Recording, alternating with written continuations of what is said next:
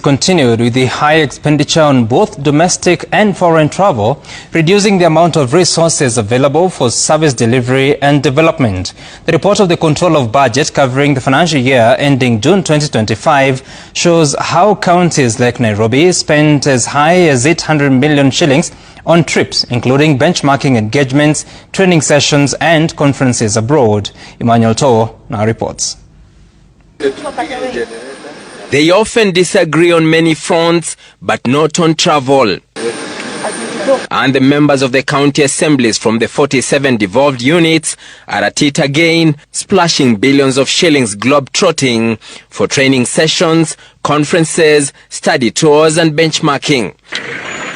An analysis of the expenditures by counties in the latest Control of Budget report shows that 23 out of 47 county governments did not meet the 30% development threshold in their budgets, instead spending billions on foreign and domestic travel. The report showing that Nairobi County government was leading among the worst spenders of the development budget, spending only 12% of the budget on development, followed by Machakos County at 16%, Kisumu at 17%, Kiambu and Kajiado at 18% respectively, and Nyamira at 19%. Ironically, the bottom spenders on development were the top spenders on travel.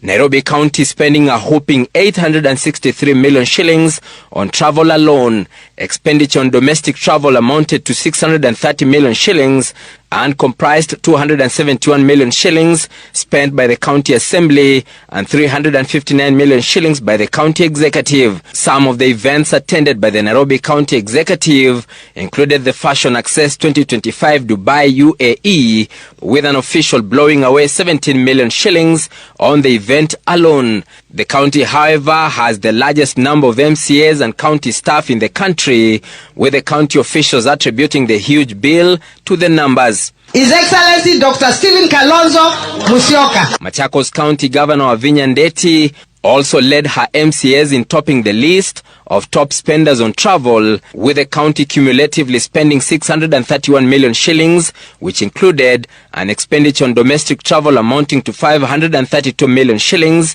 and 99 million shillings on foreign travel. The county went on a record 47 foreign trips in a year.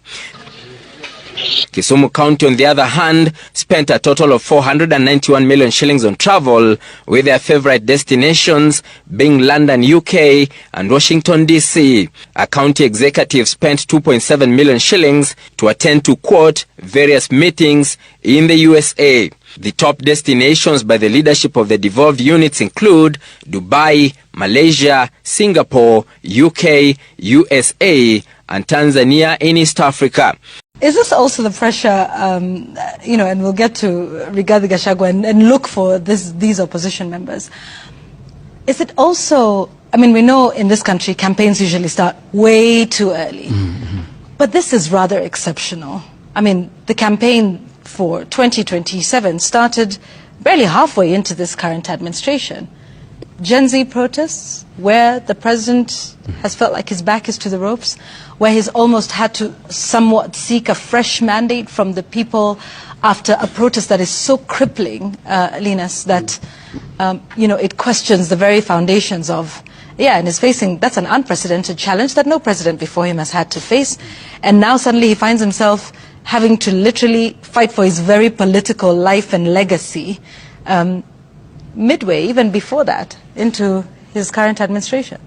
To the contrary, actually the Gen Z protests interrupted the campaigns. And I want to remind us of what Sundays used to look like before June 24, 2024. 2024. Yeah. Remember the Sunday prayer thing, prayer rallies, where posters will be released, that this Sunday there'll be a prayer, including in my home region of Kilgoris, and then they'll set up in a field. And then money would be given to churches, much like the promises. Yes. Every Sunday used to be a campaign. It used to look exactly like what we are seeing now in the State House. So the sad reality in this country is campaigns actually don't start. They don't end. That is what we experience. From one election to another, they don't stop. And look, give it to President William Ruto. He's been a great proponent of these non-stop campaigns. Mm-hmm. In the between 2013 and 2022, when did he take a break? Mm-hmm. To the point, at some point, Tanga, yeah. and President Uhuru Kenyatta was complaining, although subtly, because the current president ran a permanent campaign for 2022, because he wanted to keep his base focused on his time as candidate, as presidential candidate. Now he's in office, and you know what this is about? Or you said it. Yeah. It's just about the second term. This is what all these State House delegations are about. Because if you want to brief about houses in Kisii, there are many ways of doing it. Do you have to host a delegation to... Surely even a press statement. Even a press statement. That are these days even shared on WhatsApp. And some work for once for the Cabinet Secretary for Housing. Yeah. They can also go and explain that. Mm-hmm. Yeah. Well, but we all know who's fighting for his political career. Yeah, so listen to that. The very many promises. And of course, there's a question that must be asked. So you're dishing out this. There's an affordable housing board that is supposed to make those decisions. Is this in consultation with them that this announcement is being made? And if there's work that Parliament was supposed to do in deciding what is supposed to be done, has Parliament done it? Because when you're allocating resources for building of stadia, that is not within Affordable Housing Board, which is, you would say that the law allows it to make certain independent decisions. But I was just highlighting the meetings and the sequence. So Kiambu, 27th of August, Turkana, 2nd of September, Gusii region, 11th of September, 12th of September, you have Murang'a County reporting. And then 13th of September, who was there? It was the teachers. Yes. And actually, please don't feel afraid. It was 10,000 because this was confirmed by the chairperson of the Kupet. Yes. He would know, Mboko Milemba. He was here on the show. And he said that 10,000 shillings is what was given to each of the teachers. Do the quick math. That's about 100 million shillings before they ate. And I think they ate and they drank. So you can imagine the cost of hosting that meeting.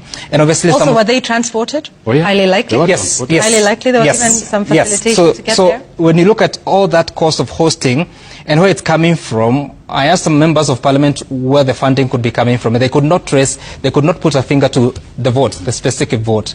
But you may also want to realize that over the past 1 year, ending June 2025, the travel budget, if you had to compare year on year, there was a growth of 1 billion shillings in travel. Could it be that some of these resources of hosting delegations and facilitating transport reimbursement could be being accounted as the travel expense? From different regions, of all backgrounds, of all walks of life? I see a president that is conflicted between facing the future and facing the past. He is looking at both directions and trying to persuade the country that heading either way is okay. For 20 years, State House grounds have had a break from this kind of political activity. I'm talking about the 10 years of President Uhuru Kenyatta and the 10 years of Mwai Kibaki. And to me, it speaks of the foundations of the political career of President William Ruto. Let's remember he cut his political teeth in the Youth for KANU 92. And that is when the group of youthful Kenyans were campaigning for the then President Daniel Arap Moi for the first multi-party election. And there are two presidents before William Ruto who are experts of delegation politics. The first one was Mzee Jomo Kenyatta, who really used State House the entire time. For about 14 years he was in office as the platform of his political activities. In the old days, in the Kenyatta days, State House was a very festive place. It was basically nearly every night, whether it's State House Nairobi, Actually, mostly it was State House Mombasa and State House Nakuru, where evenings were about hosting even dance troops. Yeah. And you'll sit there in a bulletproof cubicle, as narrated by our senior Lee Njiru, who was the presidential press service head, that he'll sit there for hours and just watch these dances. Kenyatta started the tradition of State House delegations. The excuse and reason, and even as Lee Njiru would narrate, is age. Kenyatta was old. He was in his 80s at the time he became president. So mobility was a big problem. In fact, it is said that he had gout, so his walking was not good. So he'll be the one seated at home in State House hosting these delegations, including entertainment troops. And you know, when you look at delegation politics of delegations, they're very interesting. You know, it's a whole space that is contested. People fight to be in State House or to be the one controlling who goes there. Because State House is a prestigious address. And you will see, even in homes in rural areas, that the one time a person went to State House, there'll be a photograph. And it's high up the wall. Yeah. Very displayed. That is the day we went to State House. President Ruto knows that there's still a sizable chunk of the Kenyan population that will be taken in by, this is a prestigious address, it's a good place to be, I want to be there, I want to take photos. And that's why you've seen him attracting quite a lot of crowds in State House. Then comes President Moi, who also perfects delegation, politics of delegations, meeting different groups. And politics of delegations were used exactly the same way President Ruto is using politics of delegations today. When he hosted the Murang'a delegation, were there about 5,000, 6,000? 6,000. And there was supposed to be another delegation somewhere that was the counter delegation that is not attending.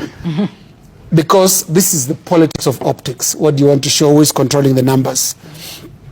And then, of course, you would see with the Murang'a numbers that the politics being played are the politics of President Ruto versus his former deputy, Rigathi Gachagua. You are sending a message and all that. So we've seen that, a president that is looking at the past for political tactics. But we've also seen a bit of the future, what he's trying to do, the American style ramp, where photography is very, very deliberate. Make sure that when you take the photograph, the background will be a big crowd.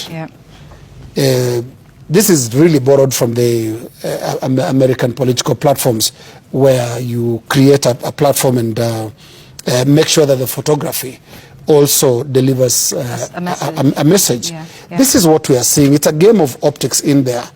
But what is the totality of this? The totality of this is President William Ruto has merely shifted his campaigns from the sunroof to the platform and ramp at State House. What we are seeing is the permanent campaign mode that the president has been. He's really never stopped campaigning. And it's interesting, and I think this is not just him, but the rest of the politicians, they would stand there and say, campaign's bad. We have not started campaigning.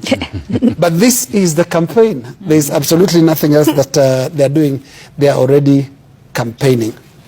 Why is this? It's hard to explain why in between elections politicians conduct themselves this way. But I have one theory. It's the perfect hiding ground. If you want to avoid pressure, go on the campaign trail. And you can see, I've seen the president, for example, all this week, for the past 1 week, talking about the opposition, wanasema. And honestly, the opposition has not been, they have not been, where walisemea wapi? Where are they? Yeah, I'm asking you, Yvonne. Well, there was one who has been speaking about that quite a bit. Hi Kenyans, mi sina maneno mingi, All I want to say is Ruto must go, like yesterday. Bye. Straight up Kenya, down to be Kenya. How we rockin', how we bring it all out. Kenya, just the way we love it, how we keep it tight. Kenya, we eat, sleep, Kenya, behave as a Kenya. My sexy ladies know how to put it out. Kenya, how we rockin', how we bring it all out. Kenya, straight up Kenya, down to be Kenya. How we rockin', how we bring it all out. Kenya. Enyewe, Ruto must go. Enyewe, Ruto must go. By the way, Ruto must go. Enyewe, Ruto must go.